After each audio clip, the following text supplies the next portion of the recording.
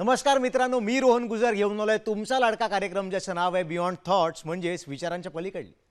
मित्रांनो, इंद्रधनुष्य आवडतं तुम्हाला? मी पण काय प्रश्न विचारतोय, आवडत असेलच, मलाही आवडतं. त्यात कशी सप्तरंगांची मनमोहक उधळण असते. निसर्गानं निर्माण केलेलं किंवा परमेश्वरानं निर्माण केलेलं अप्रतिम चित्र. परमेश्वर कधी कधी असा घोळ माणसांच्याही बाबतीत घालतो. हो, जसं इंद्रधनुष्यात अनेक रंग मिसळतो, तसंच एकाच माणसात अनेक कला मिसळतो. मग प्रश्न पडतो की अशा कलाकाराला नेमकं काय म्हणावं. अशा या अष्टपैलू कलाकारांचं जगच निराळं. ते सुद्धा दिसेल ती प्रत्येक कला शिकण्याचा प्रयत्न करत राहतात. ही अशीच माणसं विचारांच्या पलीकडे जातात. जादूगाराच्या पोतडीतून वस्तू काढाव्या तशाच पद्धतीनं ह्या माणसांमधनं कला बाहेर पडत राहतात. आणि मग आमच्यासारखी माणसं परमेश्वराला प्रश्न विचारतात, देवा सगळं इथंच दिलंस, एखादी आम्हाला पण द्यायची की. आपले आजचे पाहुणे हे स्वतःच विचारांच्या पलीकडचं एक रसायन आहे. भेटल्यावर कळेलच तुम्हाला म्हणा, पण आधी तुम्ही एक झलक तर बघून घ्या. एव्ही प्लीज.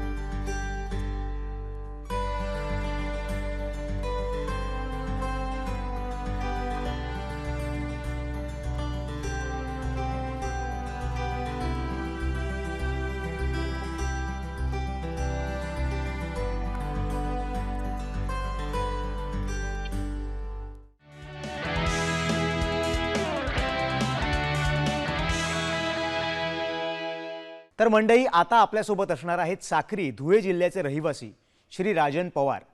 राजनजींनी पुण्यातनं ATD म्हणजेच आर्ट टीचर डिप्लोमा केलाय, नाशिकमधनं आर्ट मास्टर केलंय, नंतर मराठीत BA सुद्धा केलंय, गाण्याच्याही परीक्षा दिल्या आहेत, हार्मोनियम तबल्याचं शिक्षणही घेतलंय. सध्या धुळ्यात ते चित्रकलेचे शिक्षक म्हणून कार्यरत आहेत, शिवाय गायनाचेही कार्यक्रम करतात. So without wasting any time, please welcome Rajan Pawar. राजनजी, तुमचं खूप स्वागत आमच्या कार्यक्रमात. नमस्कार. नमस्कार. नमस्कार. प्लीज बसून घ्या. राजनजी, तुमचं खूप स्वागत आमच्या कार्यक्रमात, ज्याचं नाव आहे बियॉन्ड थॉट्स, विचारांच्या पलीकडले. सर, तुम्ही चित्रकलेकडे वळलात कसे? म्हणजे हा प्रवास कधी नेमका तुमचा सुरू झाला? खरं तर आमच्या कुटुंबामध्येच कलेचं वातावरण होतं. माझे आजोबा पांडुरंग मिस्त्री हे सुतार होते, म्हणजे शिल्पकला करायचे आणि कार्विंग, लाकडाचं कार्विंग ते अतिशय अप्रतिम करायचे.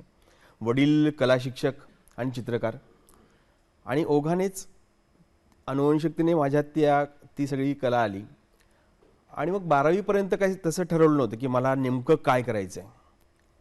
मग वडिलांची इच्छा होती आणि आपण चित्रकलेतच काहीतरी बरं करू शकतो म्हणून मी रीतसर कलेच्या शिक्षणाला सुरुवात केली. औरंगाबादला फाउंडेशन केलं, यशवंत कला महाविद्यालय. त्यानंतर पुण्याच्या अभिनय कला महाविद्यालयातून आर्ट टीचर डिप्लोमा केला. नंतर नोकरीला लागलो साक्री तालुका एज्युकेशन सोसायटी साक्री इथल्या ह्या संस्थेच्या न्यू इंग्लिश स्कूल व कनिष्ठ महाविद्यालय या साक्रीच्या माझ्या गावच्या शाळेमध्ये मी कला शिक्षक म्हणून रुजू झालो. 5 वर्ष नोकरी केली, पण कलेची भूक मला कुठेतरी कमी वाटायला लागली. बरं. मग काहीतरी आणखी शिकावं. मग पुन्हा 1 वर्ष रजा टाकली बिनपगारी. 1 वर्ष? हो. बरं. आणि मग नाशिकच्या तिळभांडेश्वरच्या कला महाविद्यालयात मी AM चं शिक्षण पूर्ण केलं. आणि या सगळ्या AM म्हणजे? Art master. अच्छा, आर्ट मास्टर. आणि ह्या प्रवासामध्ये मला अतिशय चांगले ताकदीचे गुरु मिळाले. म्हणजे अशोक तांबटकर, दिनकर जानमाळी, रामकृष्ण कांबळे, विजय कदम, सुधाकर चव्हाण, मुरलीधर नांगरे असे अनेक दिग्गज गुरु भेटल्यानंतर मग काय होणार. आणि त्यांच्या सहवासात राहिलो आणि साधना सुरू ठेवली. नंतर शाळेत लागल्यानंतरही मुलांमध्ये वेगवेगळे उपक्रम मी राबवले. सहशालेय, शालेय उपक्रम, चित्रकला स्पर्धा असतील. आमच्याकडे हस्तलिखित हा उपक्रम आमच्याकडे राबवला जातो. म्हणजे मुलांनी तयार केलेले चित्र, लेख, संकलित कात्रणं असा एक बंच केला जातो आणि आमच्या ॲन्युअल फंक्शनला त्याचं इनॉग्रेशन केलं जातं. वा. एकूण 25 वर्षाची ही कला परंपरा आहे. वा. आणि हा सगळा या प्रवासामध्ये मी नंतर पुणे, मुंबई, दिल्ली, औरंगाबाद, नाशिक या ठिकाणी चित्रकलेची प्रदर्शनं भरवली. वा. आणि मला राज्य स्तरापासून ते राष्ट्रीय स्तरापर्यंतचे अनेक पुरस्कारही मिळाले. वा. वा. अनेक थोरा मोठ्यांचे आशीर्वाद मिळाले. समीक्षकांकडून वाहवा मिळाली, स्तुती मिळाली आणि मुलांचं प्रेम मिळालं शाळेत काम करत असल्यामुळे. आणि अशा प्रकारे हा कला प्रवास सुरू झाला. चित्रकलेचा प्रवास आपण म्हणू शकतो. कारण आम्हाला असं कळलंय की तुम्ही चित्रकलेसोबत तुम्ही गायन सुद्धा करतात. तर मग चित्रकला आणि गायन म्हणजे हे कसं काय, एवढा शिफ्ट कसा काय झाला तुमचा? माझी आई गायची. म्हणजे तिने रीतसर कलेचं गाण्याचं शिक्षण घेतलं नव्हतं, पण ती घरातल्या घरात गायची आणि आईकडनंच गाणं मला आलं. आणि मी माझ्या नरड्यात थोडंसं गाणं होतंच. मग त्याबरोबर गायन वादनाचं मला थोडं वेड होतं. काही शिकावं, काहीतरी 1-2 वाद्य आपल्याला आली पाहिजे. आता पुलंचं वाक्य खूप सुंदर आहे की मला माझ्या आयुष्यात भावलेलं एक गूढ सांगतो की पोडापाण्याचा उद्योग जरूर करा, त्यासाठी लागणारं शिक्षण अवश्य घ्या, पण एवढ्यावरच थांबू नका. त्याबरोबर चित्र, शिल्प, नृत्य, नाट्य, संगीत, साहित्य यातल्या एकातरी कलेशी मैत्री जमवा. पोटापाण्याचा उद्योग तुम्हाला जगवेल, पण कलेशी जमलेली मैत्री का जगायचं सांगून जाईल. करेक्ट. आणि मग मला ती क्युरिओसिटी, मला तबला आला पाहिजे, मला हार्मोनियम आलं पाहिजे. मग आमचे जे गुरु होते प्रभाकर खैरनार आणि त्यांचे चिरंजीव रवींद्र खैरनार यांच्याकडे मी प्राथमिक हार्मोनियम आणि तबल्याचं शिक्षण घेतलं. पण एक खंत आहे की मी विशारद होऊ शकलो नाही. पण त्याबरोबरच मी संगीताच्या मैफिली त्यांच्याबरोबर साथ करू लागलो. आकाशवाणीला 2 वेळा जाऊन आलो. वा. त्यानंतर आता मी स्वरानंद या नावाचा एक माझा ग्रुप ऑर्गनाईज करतो. बरं. ऑर्केस्ट्रा, वाद्यवृंद, आणि गाण्याची भूक भागवतोय. सर, तुम्ही एवढं काय काय केलं ह्याच्यावरूनच आम्हाला कळतंय की तुम्ही प्रत्येक वेळेला तुमच्या विचारांच्या पलीकडे जाण्याचा प्रयत्न केलात. म्हणजे तुम्ही कुठेही जाऊ नका, कारण राजन सरांमध्ये अजून खूप कला दडल्या आहेत. त्यांचा प्रवास आपल्याला जाणून घ्यायचा आहे. आपण घेऊया छोटीशी विश्रांती. बघत राहा बियॉन्ड थॉट्स, विचारांच्या पलीकडले. घेऊया छोटीशी विश्रांती.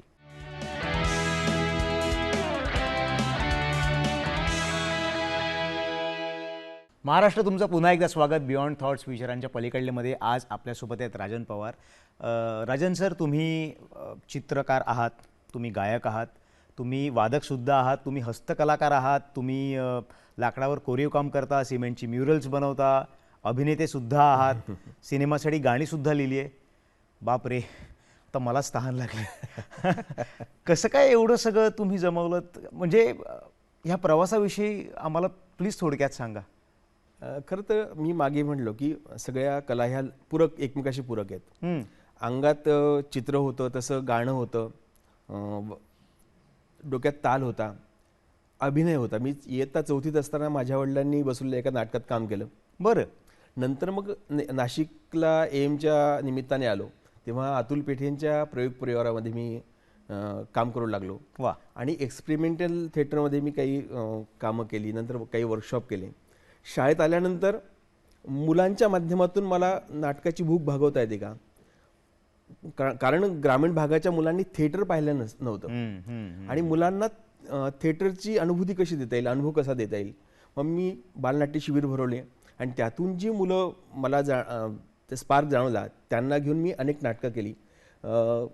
मोठी माणसं भांडतात का, त्यानंतर आम्ही शाळेत जाणार नाही, हा जवळजवळ तब्बल 2.5 तासाचा दीर्घांक आम्ही केला बापरे, वा. नॉनस्टॉप. आणि त्याचं सगळं म्युझिक, लाईट्स मुलं करायची, 7वी 8वी 9वीची मुलं. वा.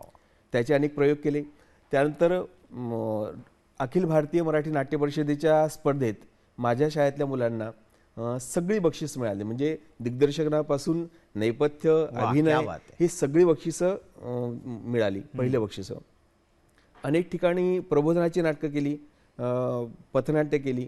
आमच्या धुळे जिल्ह्यातील पश्चिम भागामध्ये वेगवेगळ्या प्रकारच्या विषयांवर प्रबोधन म्हणून एक लोकनाट्य केलं होतं. त्याचे जवळ 100हून अधिक प्रयोग केले.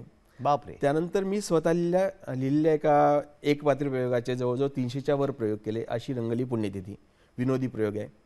त्यानंतर एक नाटक मी लिहिलेलं, तुमचं आणि आमचं अगदी सेम असतं. हा दीर्घांक, ह्या दीर्घांकाचे मी अनेक ठिकाणी प्रयोग केले. त्याबरोबर पथनाट्य आणि कथाकथनाच्या बाबतीत म्हणाल तर मी साने गुरुजी कथामाला ह्या प्रकाशभाई मोहाडीकरांच्या कार्यामध्ये मी सहभागी होतो. महाराष्ट्र आणि गोवा या 2 राज्यामध्ये मी अनेक शाळांमध्ये जाऊन कथाकथन केलं. वा.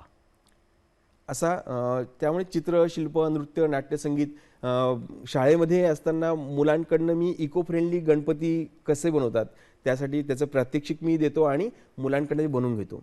दर दिवाळीला आकाशकंदिलाची स्पर्धा घेतो आणि मुलं ते आकाशकंदील आणि ग्रीटिंग्स तयार करतात. त्यामुळे मुलांनाही काम मिळतं आणि आपल्यालाही आनंद मिळतो. पण म्हणजे सर, तुम्ही बऱ्याच अंशी असं आपण म्हणू शकतो की तुम्ही तुमच्याकडे ज्या काही कला आहेत हो. त्या इतरांना देण्याचा प्रयत्न करता, ते तुमच्या स्टुडंट्समध्ये, लहान मुलांमध्ये रुजवण्याचा सुद्धा प्रयत्न करता, आणि हे खरंच खूप मोठं काम आहे असं आपण म्हणू शकतो. नक्कीच नक्कीच. पण मग सर, अभिनय आणि गाणी लिहिणं हा प्रवास तुमचा कसा सुरू झाला? नाटकात काम करत असताना अनेक मित्र मला मिळाले या संदर्भातल्या संबंधित चित्रपटसृष्टी आणि नाटक. आणि त्याबरोबर अनेक मी सिनेमे पण केले. बारायण असेल, मोल असेल, काही वेब सिरीज केल्या, नाटकं केली. तर ते करत असताना मला गीतं लिहिण्याची संधी मिळाली. वा.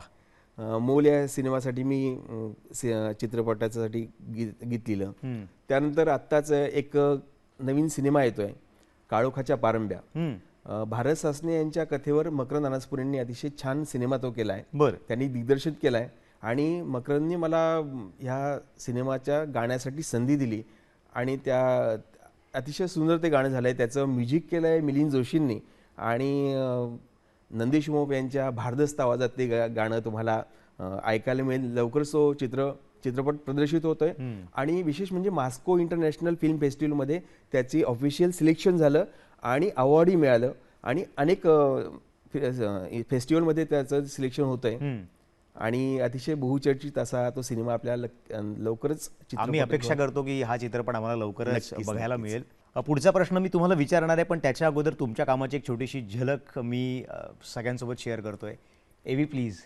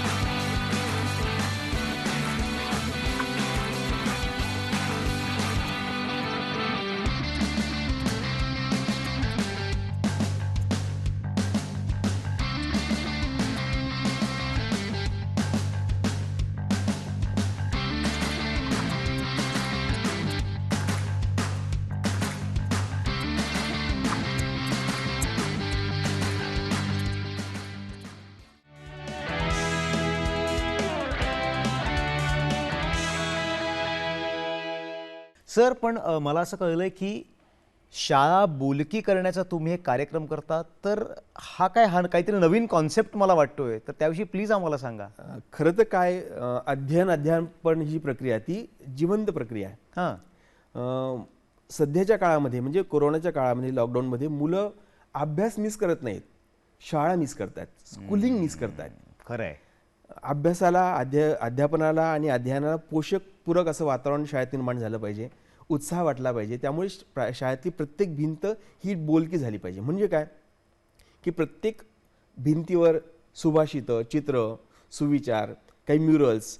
आता मी ज्या शाळेत काम करतो त्या शाळेमध्ये प्रत्येक भिंतीवर तुम्हाला चित्र पाहायला मिळतील, म्युरल्स पाहायला मिळतील, सिमेंट माध्यमातले म्युरल्स तुम्हाला पाहायला मिळतील. माझ्या माहितीप्रमाणे महाराष्ट्रातली कदाचित माझी एकमेव शाळा असेल की त्या शाळेच्या भिंतींवर सिमेंटचे म्युरल्स आहेत. वा. त्यानंतर आमच्याकडे एक सभागृह आहे. त्या सभागृहामध्ये architect of modern India he concept म्हणजे आपल्या भारताचे शिल्पकार, मग त्यामध्ये चित्रकार असतील, खेळाडू असतील, समाजसुधारक असतील, देशभक्त असतील, संगीतकार असतील, शास्त्रज्ञ असतील, साहित्यिक असतील, अशा सगळ्यांचे पोर्ट्रेट्स तयार करून मी लावलेले आहेत. वा. पण हे तुम्ही केलेत की तुमच्या स्टुडंट? माझ्याबरोबर आमची जी संस्था आहे साक्री तालुका एज्युकेशन सोसायटी, अच्छा, ही एक कार्यशाळा आहे. माझ्याबरोबर माझे सगळे कला शिक्षक बंधू, हे सगळे आमची टीम आहे. आम्ही ही बोलकी भिंत शाळा बोलक्या भिंती हा उपक्रम राबवतो आणि सगळे मिळून हे काम करत असतो. त्यामध्ये पोर्ट्रेट्स असतील, म्युरल्स असतील, पेंटिंग असतील, सुविचार असतील. आता एखादं कॅप्शन असेल मोठं, समजा आता रवींद्रनाथांची एक कविता आहे हेवन ऑफ फ्रीडम, ती मुलांना पहिल्यांदा एक इन्स्पिरेशन येतं. किंवा कार्व्हरचं वाक्य एकदम पुढे दिसलं की start where you are with what you have, make something of it, never be satisfied. हे इन्स्पिरेशन देणारं वाक्य मुलांना पाहायला मिळतं, ऐकायला मिळतं आणि आपल्याला वाटतं आपण काहीतरी केलं पाहिजे. जिथे असून तिथून सुरुवात केली पाहिजे. पण सर, खरंच हा खूप स्तुत्य उपक्रम आहे बोलकी शाळा. मला असं वाटतं की या कार्यक्रमाच्या निमित्तानं जिथं जिथं आपला कार्यक्रम पोचेल तिथं तिथं मला असं वाटतं की तुमच्यासारखे शिक्षक असतील त्यांनी ह्या गोष्टी सिरियसली घ्याव्यात. कारण शाळेत फक्त एक शिक्षक आणि तो तुम्हाला शिकवतो, ह्याच्यापेक्षा चारही बाजूंना ज्ञान आहे. तुम्हाला जे आवडतंय, तुम्हाला जे चांगलं वाटते ते तुम्ही घेऊ शकता चहूबाजूंनी. सो हा खरंच खूप मोठा उपक्रम आहे. नक्कीच. पण सर, कमिंग बॅक टू तुमची चित्रकला, हो, तर राजन पवार चित्रकार म्हणून त्यांना कोणत्या गोष्टी खुणावत असतात जेव्हा ते चित्रकार म्हणून कॅनव्हाससमोर बसतात, आणि तुमची एखादी काही वेगळी शैली आहे का? कलेची व्याख्याच आहे ना की spontaneous overflow of powerful feelings, भावनांचा उत्स्फूर्त आविष्कार. आपल्याला आपल्या डोक्यात अनेक गोंधळ असतात, ते आपल्याला कुठेतरी एक्सप्रेस व्हावं लागतं. म्हणजे कवी असतो तो कवितेच्या माध्यमातून करतो, गायक गाण्याच्या माध्यमातून, अभिनेता अभिनयाच्या माध्यमातून. तसंच चित्रकार त्याच्या फिलिंग्स, त्याच्या डोक्यातले विषय तो मांडत असतो. तशा पद्धतीने अनेक विषय मला खुणावतात. मग भारतीय ग्रामीण जीवन असेल किंवा वेगवेगळे प्रबोधनपर विषय असतील, माध्यम चित्रकला, आणि अनेक विषय मला ती मांडण्याची संधी मिळते. कधी मायथॉलॉजिकल एखादा थॉट घेऊन तो मी मांडतो. पण तुमच्या डोक्यात आधीपासून असतं की कसं कॅनव्हासवर येणार आहे, की ते बनता बनता बनता बनत जातं?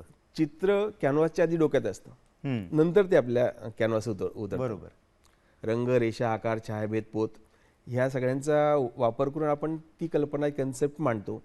मग ती माझ्या शैलीत मी मांडण्याचा प्रयत्न करतो. मंडळी, तुम्ही कुठेही जाऊ नका, पण घेऊया छोटीशी विश्रांती. बघत राहा बियॉन्ड थॉट्स, विचारांच्या पलीकडले. घेऊया छोटीशी विश्रांती.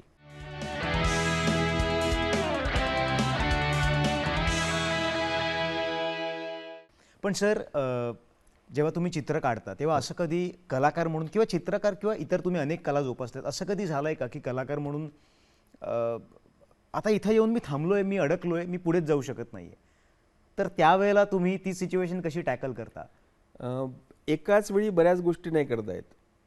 असं होतं. चित्र करत असताना नाटक थांबतं, नाटक करत असताना गाणं थांबतं, असं. आणि हे सगळं करत असताना मी माझं शालेय काम ते मला किती छान, सुंदर, चांगलं करता येईल.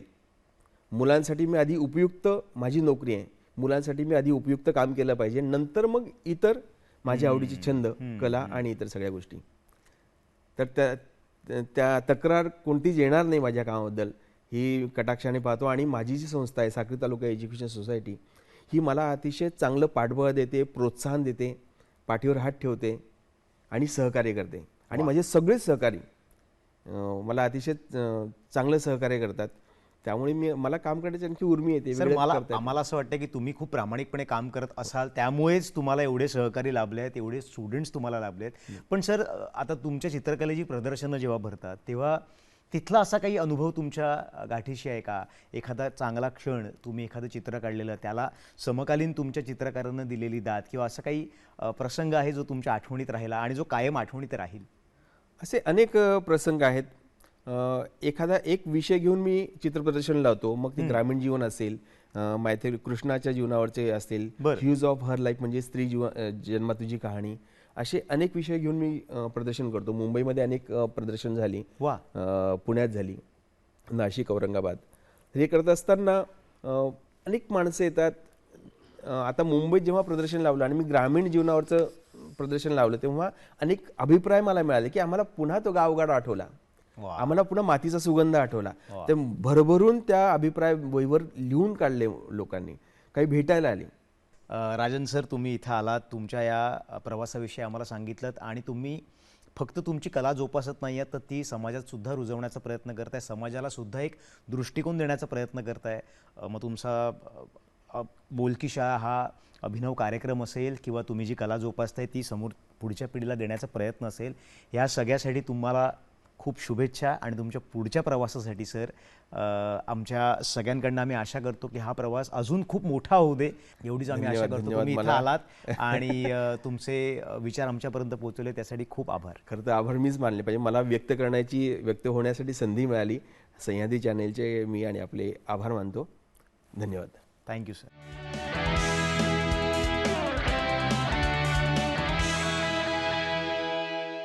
बियॉन्ड थॉट्स म्हणजेच विचारांच्या पलीकडल्याच्या आजच्या भागात आपण मंडळी इथंच थांबणार आहोत.